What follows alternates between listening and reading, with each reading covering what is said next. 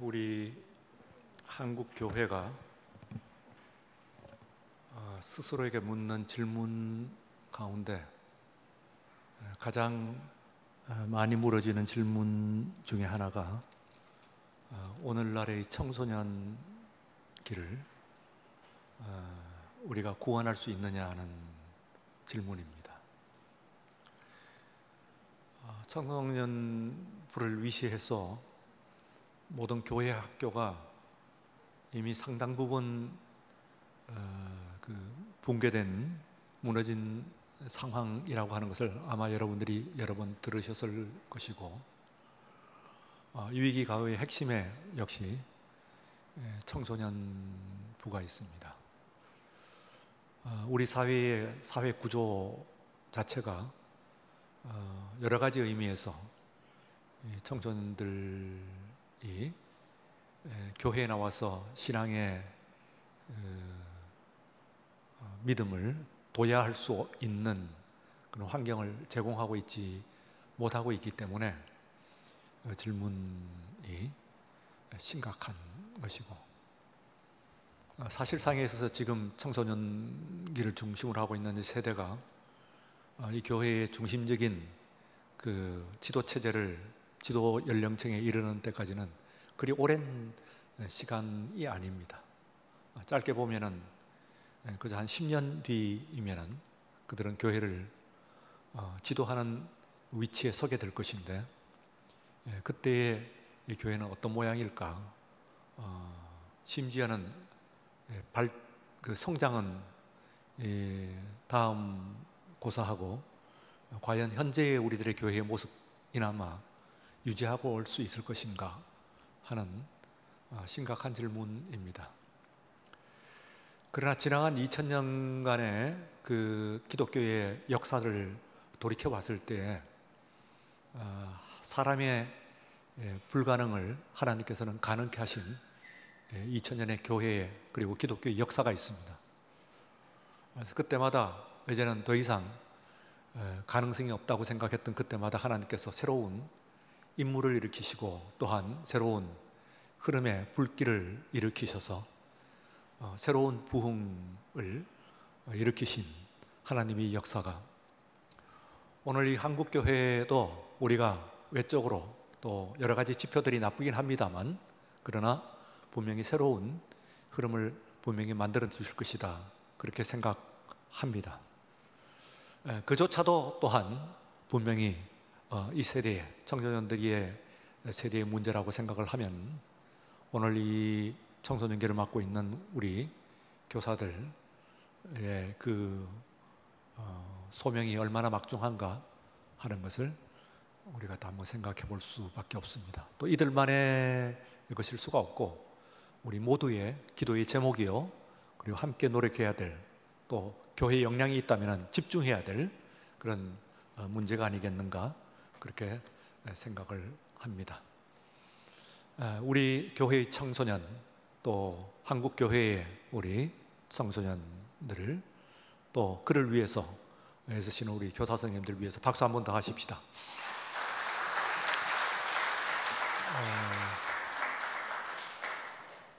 예수님께서 만 30세에 출가를 하시고, 그리고 만 3년간 33세에 이르기까지, 그때에 십자가를 지실 때까지 만 3년간 사역을 하셨습니다.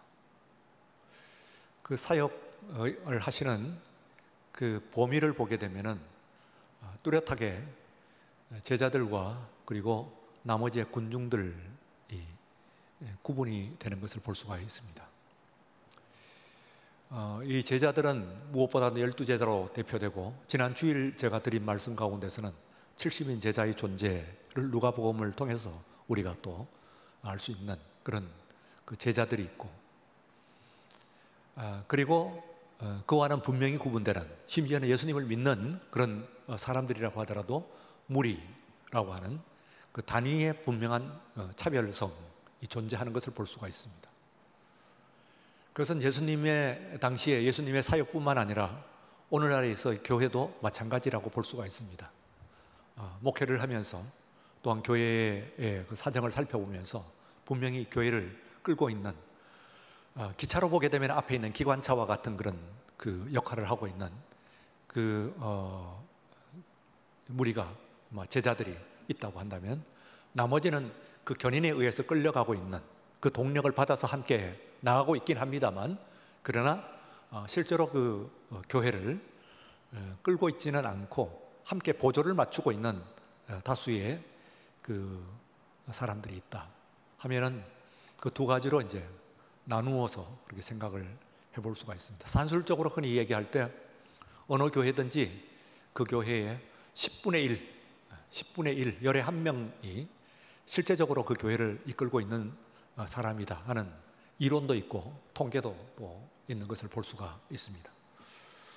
똑같은 그 산술 통계를 우리 교회에 적용을 하게 되면은, 우리 교회가 지금 현재는 다 나오고 있지 못하긴 합니다만, 우리가 보고된 바에 의하면 1000명 정도로 보면은, 그 1000명의 이 교회를 어린아이까지 합쳐서 말이죠, 그러면은 한 100여 명 정도가 실제적으로 이 교회를 이끌고 있는 중심 인물이다, 동력이다, 그렇게 생각을 하면은, 그 1000명 가운데서 특별히 한 100명 정도를 구분하여서 또 특별히 우리는 제자들이다, 무리와 구별되어서 제자들이다, 그런 표현을 또 지칭할 수 있지 않겠는가, 그런 생각을 합니다. 아마 오늘 밤 이제 이 예배에 나오신 여러분들이 100여 명이 안 되시는 거 보아서 명수로 보게 되면은, 적어도 우리가 주일 예배를 비롯해서 사실은 지금 주일 예배만 하더라도 절반밖에 나오지 않아요. 전체 그 등록된 인원에 보게 되면, 지금 현재도요. 그렇게 생각을 하게 되면은, 그러면 아마 오늘 이 밤에 여러분들 예배에 나오신 여러분들이 명수로 그렇게 통계적으로 그렇게 봤을 때는, 여러분들이 말하자면은 오늘 감각적인 현장감으로 보게 되면은 바로 제자들이다, 그렇게 생각을 할 수가 있습니다. 그래서 예수님께서 특별히 무리를 향한 그 사역도 분명히 하셨어요. 그래서 산 위에서 또 설교를 하실 때가 있고, 바닷가에서 설교를 하신 이 두 가지 장면이 굉장히 그 중요한 장면인데, 그때에 산 위에 그 주님께서 오르셨을 때 몰려온 사람들을 무리들이라 그렇게 이야기를 합니다. 또 예수님께서 바닷가에, 정확하게 말하면 호수죠, 갈릴리 호수에 배를 띄우고, 그리고 그 띄운 배를 설교단으로 쓰시고, 그리고 그 호숫가에 많은 무리들을 향하여서 말씀을 전하시고, 또 그 자신을 따라서 뒤쫓아온 그런 남자 어른만 세하려도 그 5,000명이 넘는, 그래서 이야기하기를 2만 명 가량 되었을 것이다, 그렇게 이야기하는 그런 엄청난 무리들과는 분명히 또 구분되는 그런, 예수님께서 또 그들을 향한 그런 사역도 안 하신 것은 아닙니다. 중요하게 생각을 하셨고 하셨습니다만, 또 한편에 있어서는 하나의 그 결이라고 그럴까요? 하나의 그런 그 채널이라고 그럴까?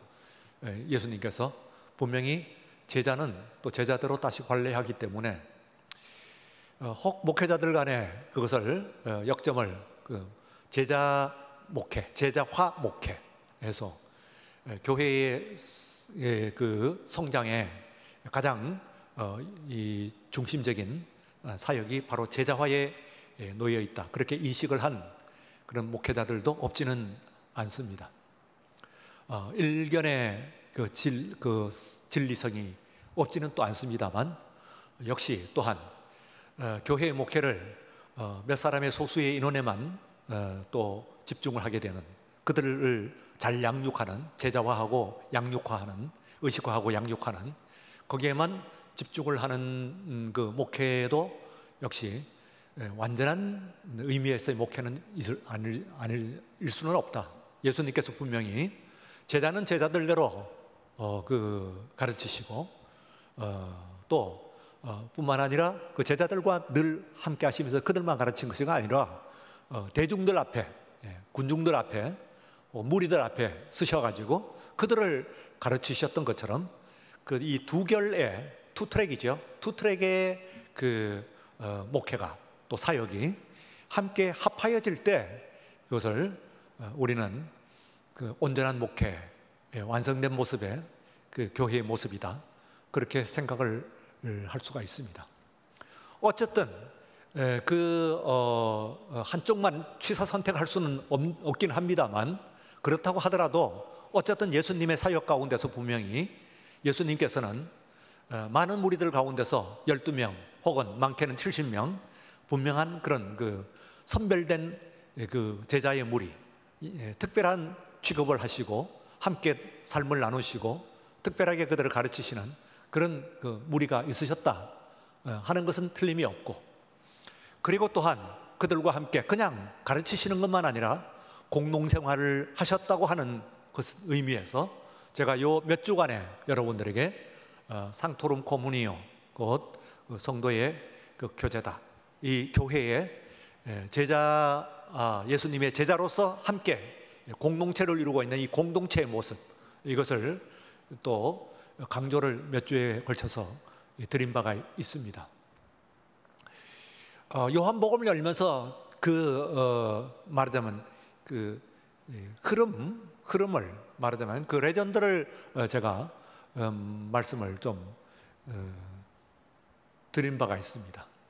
첫 주의 말씀 가운데서 쿰란이라고 하는 공동체에 대해서 말씀을 드렸죠.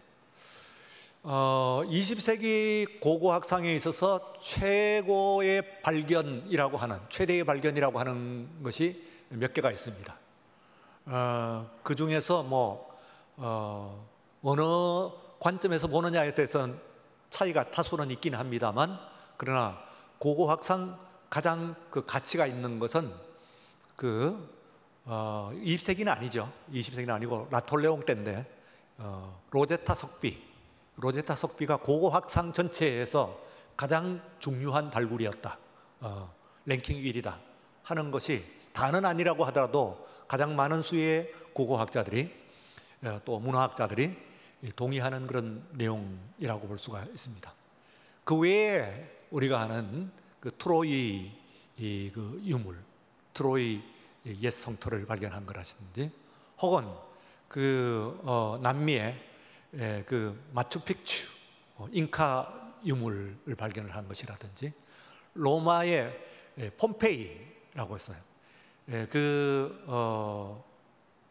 폼페이 시 근처에 베소비우스라고 하는 화산이 폭발을 함으로 말미암아 그 화산재가 순식간에 뜨거운 화산재가 한 도시를 덮쳐가지고 그 자리에서 일상에 그대로 있던 그 사람들이 그대로 매몰되어 버린 그런 화석화된 거죠. 일상의 모든 사람들이 그 자리에서 다 물건을 사고 팔고 잠자리에 누워 있고, 혹은 그 남녀가 잠자리를 같이 하고 있고, 하여튼 이런 그 장면들, 이런 것들이 그대로 불길에 뜨겁게 그야말로 화석화되는 그런 유물의 발견입니다.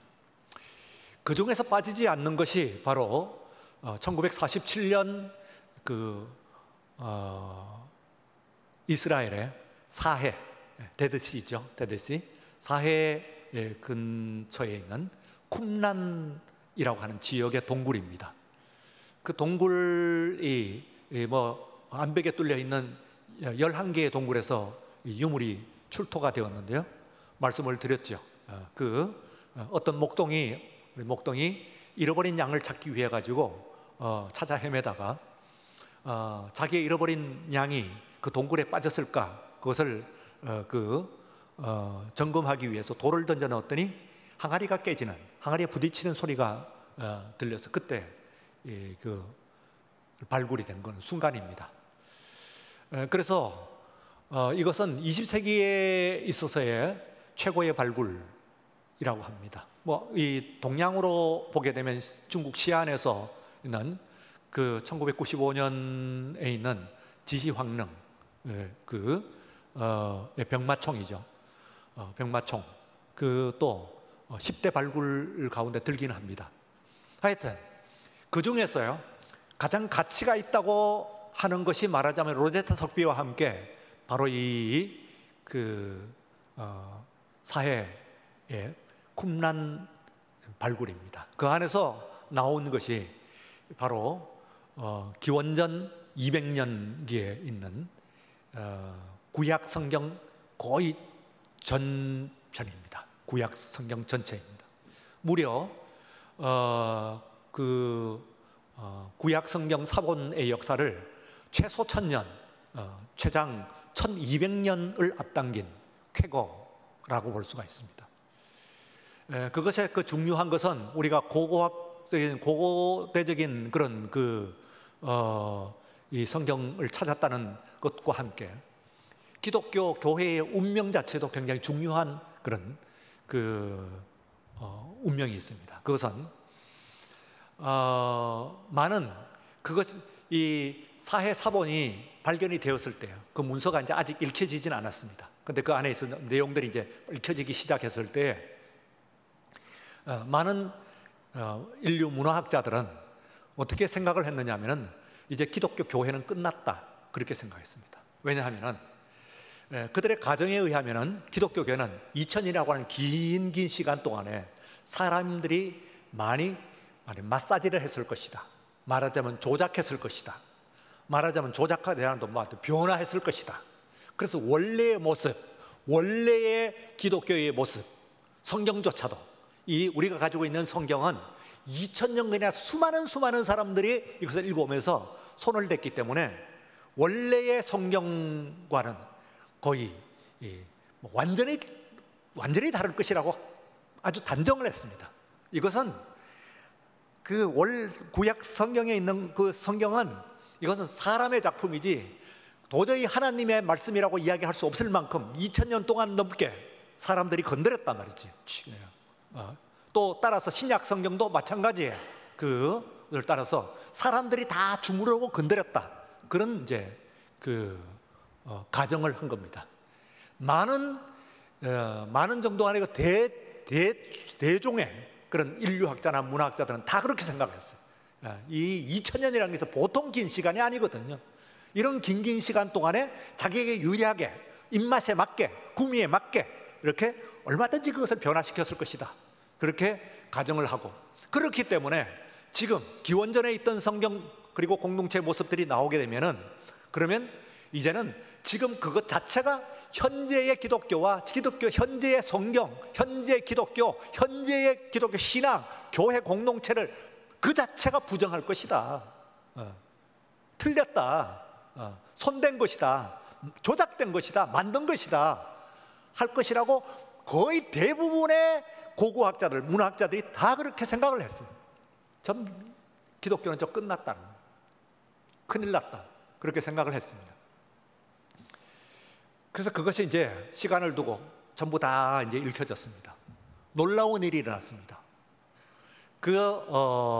성경이 지금 우리가 가지고 있는 성경책, 현재 여러분들이 가지고 있는 성경책과 거의 토시 정도만 살짝 다른 몇 군데만 있고 거의 완벽하게 99% 완벽하게 일치를 하는 거예요.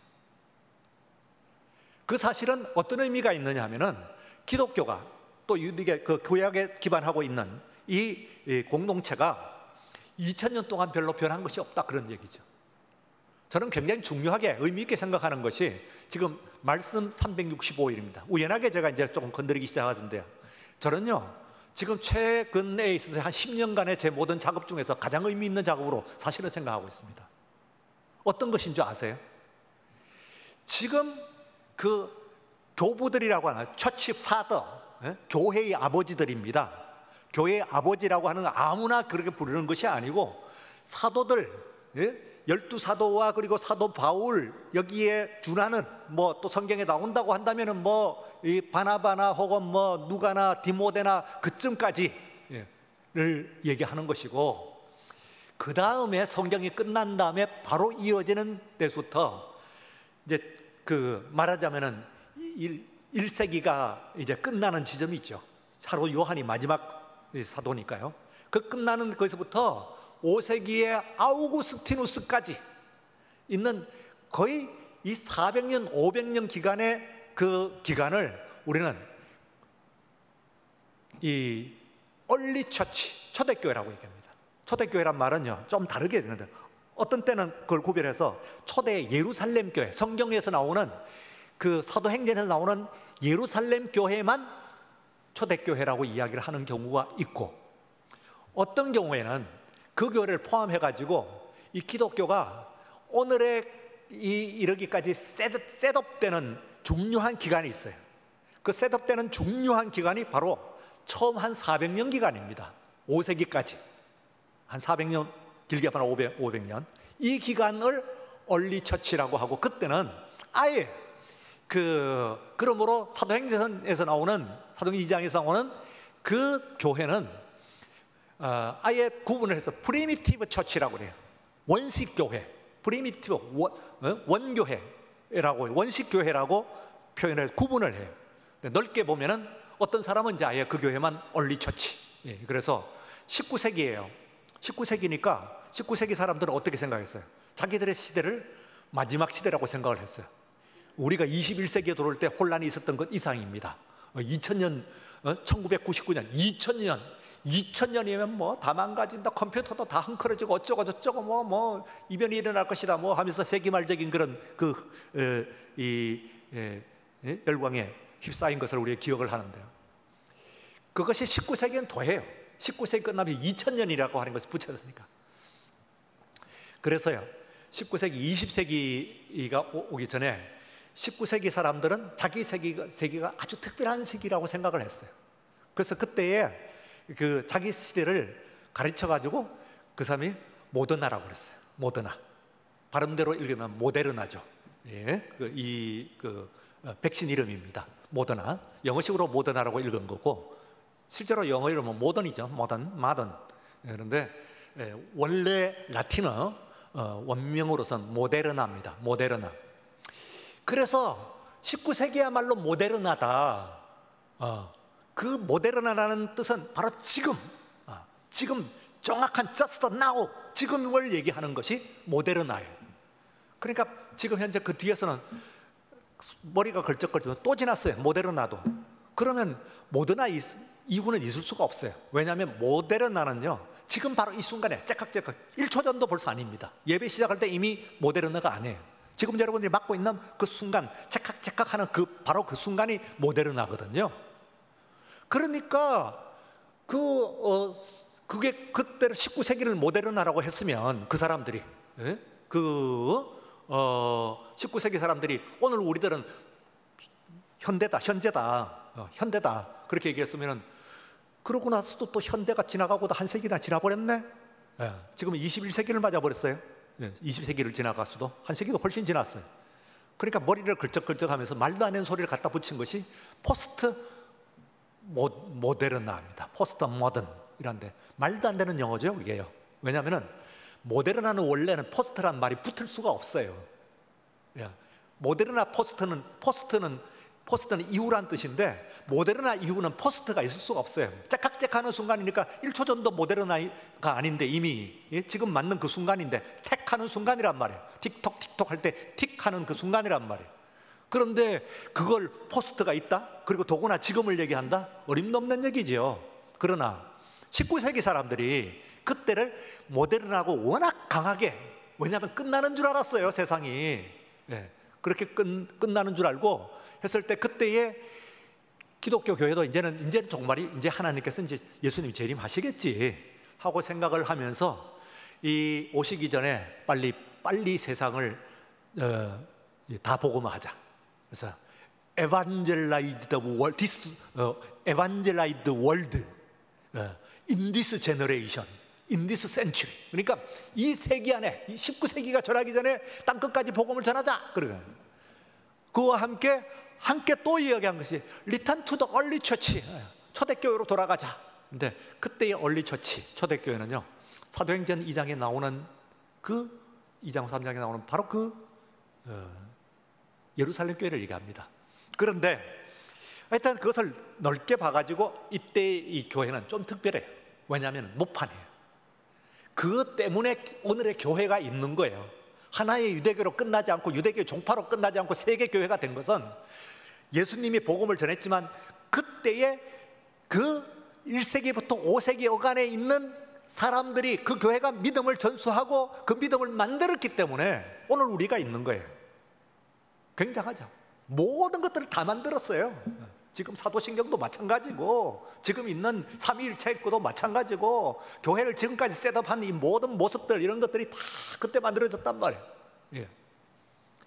그러니까 성경에 있는 기독교도 중요하지만 그때 만든 교회는 거의 교회를 셋업 만들어낸 그런 사람들이기 때문에 그 사람들은 그냥 단순히 훌륭한 사람, 많이 배운 사람, 뭐 대신학자, 대목회자 이런 정도로 생각을 하지 않고 이 사람들은 교회를 만들었다고 하는 의미에서 처치파더라고 그래요.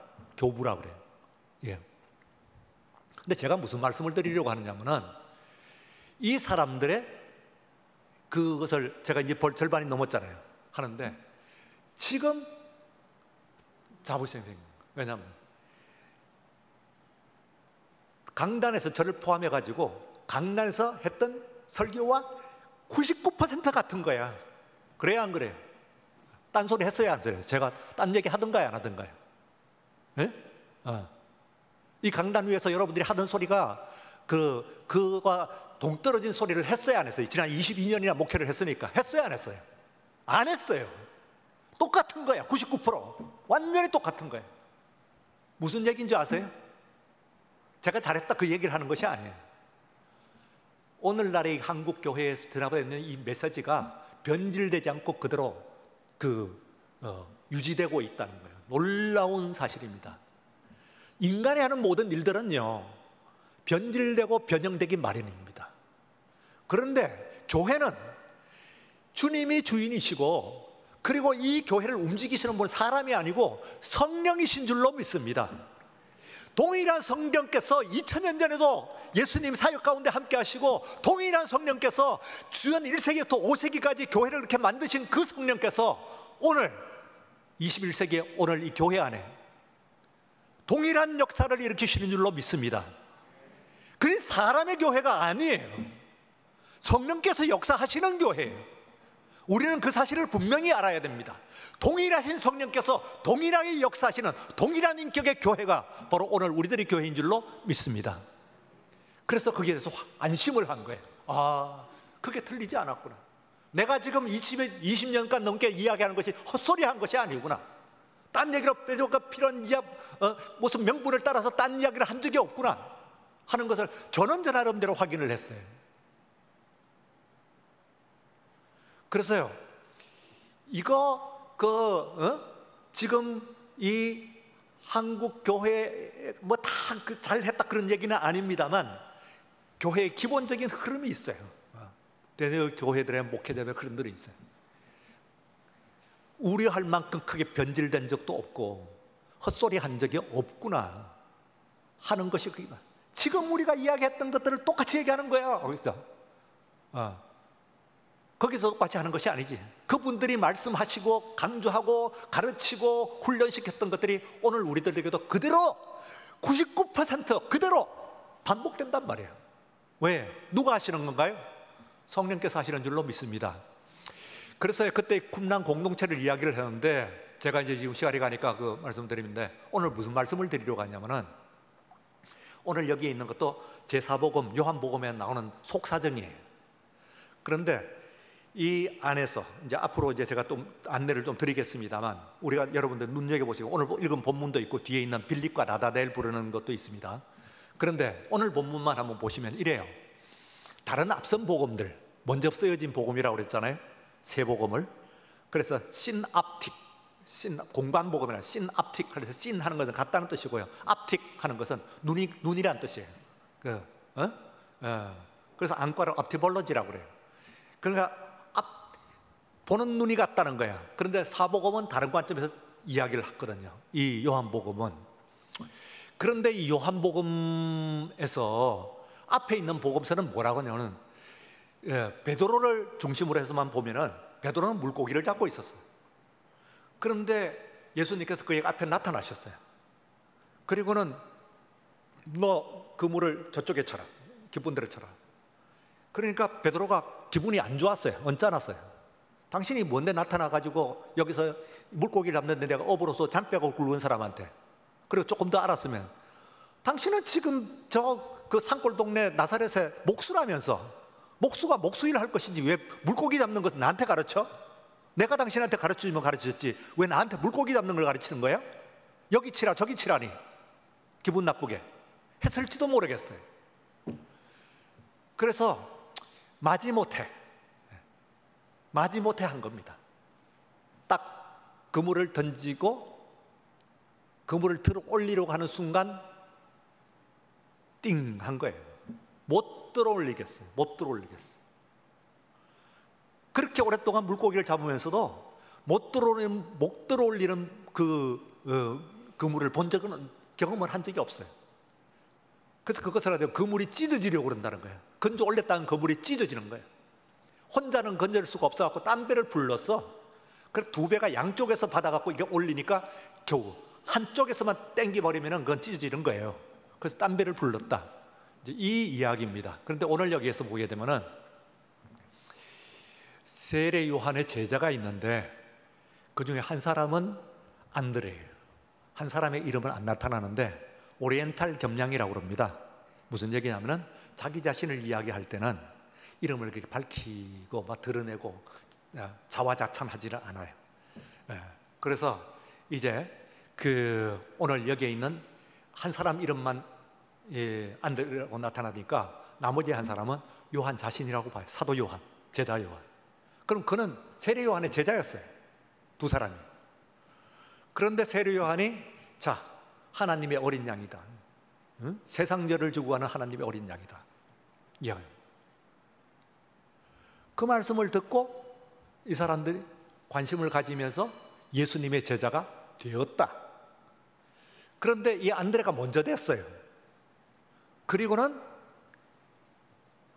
예수님이 베드로를 만나기 전에 자기 형인 베드로를 찾아갑니다. 찾아가서 지금 내가 그분을 만났다. 그렇게 이제 이야기를 하는 거죠. 그러니까 이 시간까지 나와 있어요. 39절에 보면은 10시쯤 되었다 하는 거 아주, 그건 무슨 뜻이냐면은 사실적인 보도를 한다 그런 뜻입니다. 그때가 이제 10시쯤 되었다 이런 얘기가. 그 10시쯤 되었다는 건 우리 시간으로 말하면 지금 오후 3시쯤 되었다 그런 뜻입니다. 그게 말하자면 3시쯤 됐는데 그때에 이 말을 듣는 거예요. 그래서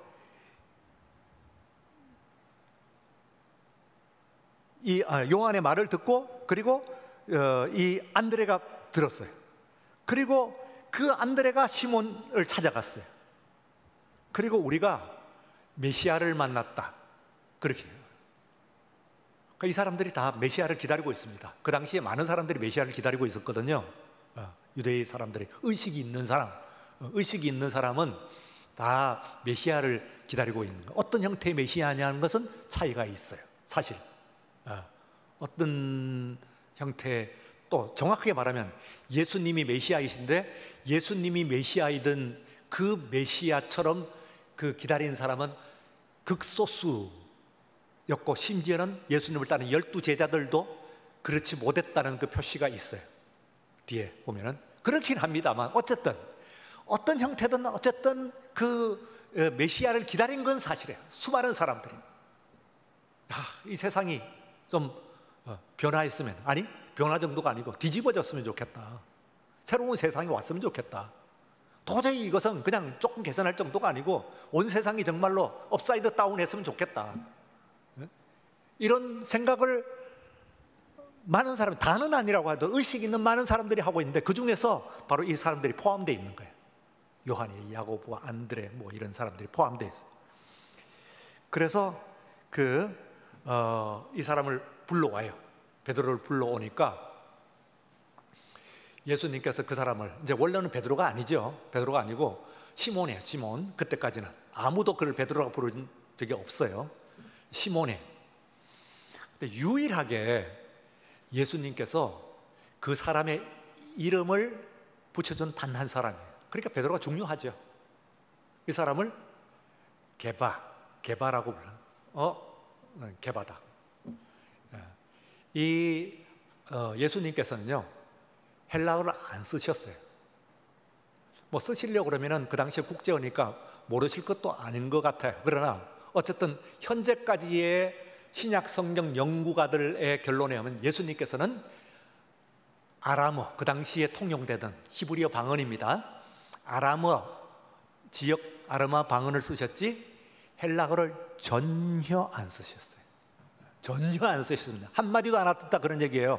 예수님의 모든 말씀은 아람어 문법의 일치예요.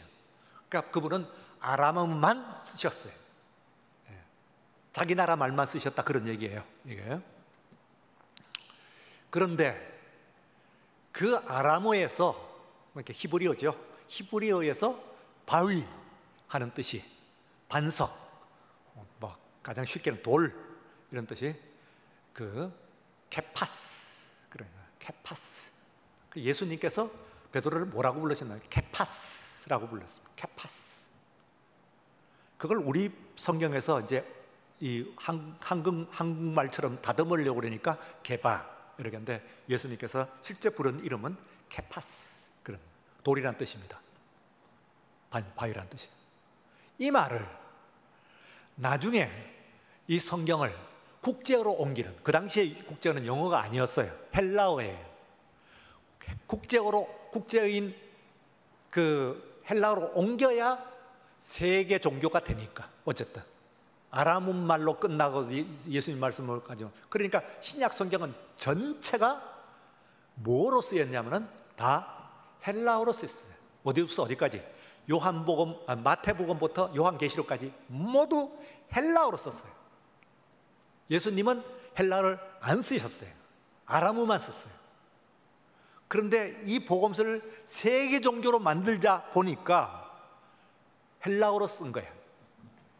그러면 이 헬라어에서 돌이라고 하는 뜻은 뭐냐 하면은 페트로스, 이렇게 페트로스. 이 말이 우리 성경에 베드로라고 하는 이름으로 나와 있습니다. 페트로스, 돌이란 뜻입니다. 어디에 남아 있냐? 돌기름, 석유, 페트롤리움 그럽니다. 혹은 저 요르단이라고 하는 나라에 가면 돌투성이의 협곡이 있어요. 그걸 페트라 그럽니다. 다 똑같은 어원, 헬라어 어원 페트로스에서 나와 있습니다. 그러니까 예수님께서 실제로 베드로를 향해서 페트로스라고 부른 적은 한 번도 없어요. 나중에 번역을 한 거예요. 예수님 돌아가신 이후에 번역을 해서 페트로스라고 하고, 예수님이 실제로 그를 부르던 이름은 뭐냐면 케파스입니다. 물론 뜻은 같죠. 돌이라고 하는 뜻입니다. 그를 그 공동체의 중심으로 삼으셨어요. 수제자라고 하는 의미도 맞긴 맞는데 정확한 의미는 아니에요. 성경에 그를 수제자라고 하는 표현으로 쓴 적도 없어요, 사실. 그러나 중심되는 인물인 건 틀림이 없기 때문에 그를 중심으로 삼은 건 맞아요. 다시 말하면 그를 반석으로, 바위로 삼은 것은 맞아요. 돌은 뭡니까? 밑에 깔리면 반석이고요, 그리고 세워지면은 든든한 벽이고요. 그렇습니다. 그래서 뭐 그 의미가 다 있는 것이죠. 밑에 깔리든지 옆에 세우든지 뭐 위에 얹든지 뭐 기둥을 만들지, 하여튼 돌은 돌이에요. 페트로스는 페트로스예요. 어떻게 쓰시든 간에 어쨌든 내가 이 그 돌 위에다가 내 교회를 세우겠다 하는 이야기는 그를 중심으로 삼은 것은 틀림이 없고, 그리고 그 사람을 그 공동체, 그 중에서도 특별히 오클로스 혹은 라오스 이렇게 이야기하는 그 군중들, 민중들 혹은 뭐 백성들, 뭐 무리들, 뭐라고 표현하든지 간에 하여튼 그런 사람들로 구분된 그 마세테스, 곧 제자들이라고 하는 존재, 12명이든지 70명이든지 하여튼 그 제자리라고 하는 특별하게 부름받을 사람의 가장 중심에 이 사람을 놓은 건 사실이에요. 그래서 수제자라고 하는 표현을 크게 틀린 말은 아니긴 합니다만, 더 정확하게 얘기하면 아마 중심제자 혹은 중심 반석제자 이렇게 표현을 하는 것이 더 맞지 않겠나 그런 생각이 듭니다. 하여튼 이 사람을 중심으로 해서 있어요. 근데 이제 지금 여기서 보는 것은 앞에 있는 이 사람들이 베드로가 조차도 세례 요한의 제자였는지 그건 본문 가지고는 아직 불명확해요. 그리고 이상 못 나가죠. 앞에 공간복음에도 없는데 요한복음에서 이만큼 소개됐으면 그 다음에는 없는 거예요. 그래서 어쩌면은 베드로조차도 말하자면은 메시아 대망 사상을 가지고 있는, 신앙을 가지고 있는 요한과 그리고 안드레와 이런 이 부류들과 함께 세례 요한의 제자였다. 세례 요한도 역시 공동체에 군인도 오고 세리들도 오고 별별 사람들이 다 옵니다. 바리새인도 오고 사두개인들도 오고 다 오는, 다 세례를 주고 야단도 치고 설교도 하고 그렇게 하는데, 그 중에서 세례 요한의 제자들이 있어요. 역시 같이 하는 공동체가 있습니다. 공동체. 그래서 오늘 이제 제가 전에도 말씀드릴 때 요한복음을 보면서 그 공동체가 뭔가, 그 나중에 요한 공동체로 이어지는데요, 이 공동체가 어떤 의미를 가지고 있냐 하는 것을 봐야만 아까 얘기했던 초대교회에서도 단초를 이루거든요. 성경으로 끝나지 않고 성경 공동체에서 시작을 해가지고 5세기에 이르는 초대교회 공동체를 잇는 그 가교 역할을 하는 아주 중요한, 더 정확하게 말하면 요한복음을 성립시킨, 그것을 보존한 공동체가 있고, 그리고 특별한 훈련받은 자기의식으로 충만한 헌신된 무리들이 있거든요. 공동체가, 제자들이 있어요. 그 사람들을 가지고 우리는 요한 공동체다, 그런 이야기죠. 여러분, 오늘 한국교회의 또 해법은 뻔합니다. 똑같은 방법이에요. 아무리 시간이 흘러도 사람을 건드리고 사람을 움직이고 세계를 변화시키는 모습은, 교회를 세우고 세계를 변화시키는 모습은 똑같아요. 얼마나 우리 교회 가운데서 헌신된, 제작, 의식화된 그 크리에이티브 마이너리티라고 그랬잖아요. 그게 있냐, 여기에 정말 제대로 정말 결집해가지고 우리 교회를 한번 하자, 교회를 만들자 하는 정예가, 공동체가, 의식화가 된다고 하면 승부는 끝. 소위 말하는 게임 오버입니다. 끝나는 거예요. 그러니까 숫자를 세고 너무 하는 것보다는 오히려 이 시대에서도 그렇게 할 수 있냐, 정말 이 교회를 이제 한번 만들겠다, 이 동막교회를 혹은 한국교회를 한번 제대로 만들어 보겠다고 헌신하는 그런 결집된 자기의식으로 충만하고 소명에 투철한 그런 공동체, 그러니까 만들어지냐 안 만들어지냐, 그게 결성이 돼버리면 끝나. 이런 역사는 일어나는, 이 12명을 가지고 세계를 변화시킨 걸 보십시오. 얼마든지 오늘 지금 여기는 12명이 뭐예요? 얼마나 많이 있어요? 오늘 이 밤 시간 여러분들이 변화되면 됩니다. 내가 정말 이 시대를 변화시키고 교회를 바꿀 수 있습니다. 부흥을, 성장을 새롭게 리바이벌, 리바이벌에서 리는 다시라는 얘기고, 바이벌이라는 거, 비버하는 것은 생명이라는 뜻이에요. 비버라스, 그건 생명이라는 뜻입니다. 비타민 할 때 비타, 그거하고 똑같은 거. 새 생명을 얻게 되는 거예요. 아무리 죽어도, 죽은 것은 사람의 조직이죠. 성령께서 죽으실 리가 없는 것이죠. 하나님께서 죽으실 리가 없는 것이지. 그러므로 새로운 생명을 일으키실 우리 역사를 기대하시고 또한 그것을 확고히 믿는 우리 모두가 되시기를 주의 이름으로 축원합니다. 거룩하신 하나님 아버지, 감사합니다. 이 밤 시간에 우리 함께 모여서 주의 말씀에 경청했습니다. 귀를 기울이고 마음을 기울여 주의 말씀을 듣게 하시며, 이 말씀 가운데서 마음에 공감하고 하나님 우리의 심령에 또한 부응하는 바 있으면 아멘으로 응답하는 우리는 주의 무리들이 나서게 하여 주옵소서. 교회를 변화시키게 하여 주옵소서. 시대를 구원하게 하여 주옵소서. 이 땅을 고치는 또한 역사가 우리로 인해서 일어날 수 있도록 축복하여 주시옵소서. 예수님 구하신 이름으로 기도드리옵나이다. 아멘. 지금은 우리 주 예수 그리스도의 은혜와 하나님 아버지의 사랑하심과 성령의 감동하시고 충만 교통 역사하심, 이 밤에 기도하는 모든 심령과 모든 소명받은 우리의 심령들 위해 이제로부터 영원까지 함께 하시옵기를 간절히 축원하옵나이다. 아멘.